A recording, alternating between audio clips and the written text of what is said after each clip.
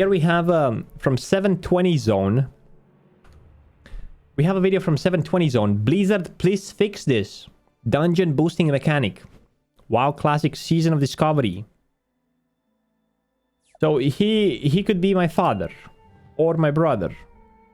Oh, there do I see my father.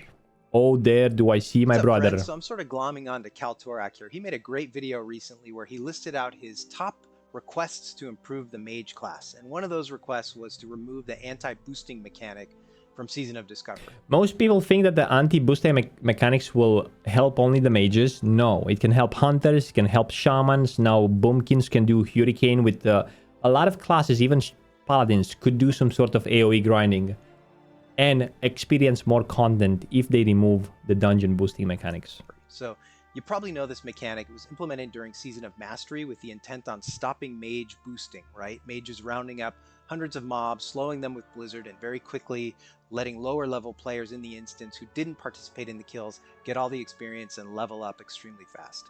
And the way the anti-mechanic worked was simply that after 1 minute, now mobs would no longer be slowable, and after 2 minutes they speed up, and it made the old style of farms nearly impossible. Now for me, rounding up and killing mobs like this more than anything else in Warcraft, it's just the way I enjoy playing the game. My very... Same here, like, it was my favorite part of Season of Discovery, rounding up the mobs, doing cooldown runs and so on. It was scuffed in the beginning, but then I got better at it, and I was looking forward to do more of those.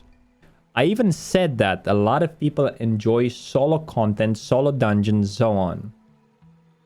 First super grainy WoW related YouTube video was doing this very thing when I was leveling in Wrath, and real Wrath, by the way, not Classic. And in Classic, I spent more time figuring out and perfecting my Mara pulls probably than anything else, to the point where I was just doing these pulls solo over and over virtually all the time. And that's because for me, the boosting business was just too hard to organize and just not worth the time. I just enjoyed trying to see if I could pull off these massive kills.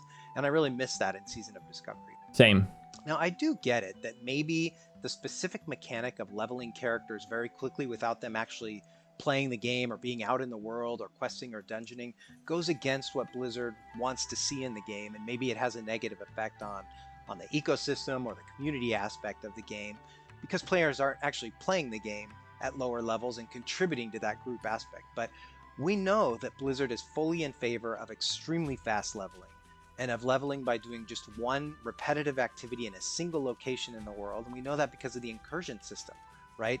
That, by the way, is much faster than any boosting that we ever had, and has the same effect of removing lower level players from participating out with other players in the entire rest of the world. So I think that the argument that Blizzard doesn't want boosting or fast leveling doesn't hold water anymore. But let's say that even if we don't want boosting in the game, just remove the ability for players to gain XP when they're in the instance. Either limit the level difference that we have, or ensure players have to participate in the kills to get experience, or something else that doesn't change one of the fundamental ways that monsters have worked in the game forever, and doesn't fundamentally change one of the core aspects of the Mage class, which going back, long before World of Warcraft, to like the Archmage and the Sorceress in OG Warcraft games, where they were casting Blizzard and slowing mobs. So the thing is that it doesn't only affect the Mage class. That's what people don't understand. If you played a bit of Season of Discovery, you're going to notice that once you get level 60 and you go into dungeons, basic abilities don't work on mobs anymore. Like as a mage in a dungeon, you won't be able to slow the mobs anymore. In Stratholme, for example, when you do big pulls with the party itself, it does take a bit of while to kill them sometimes, right?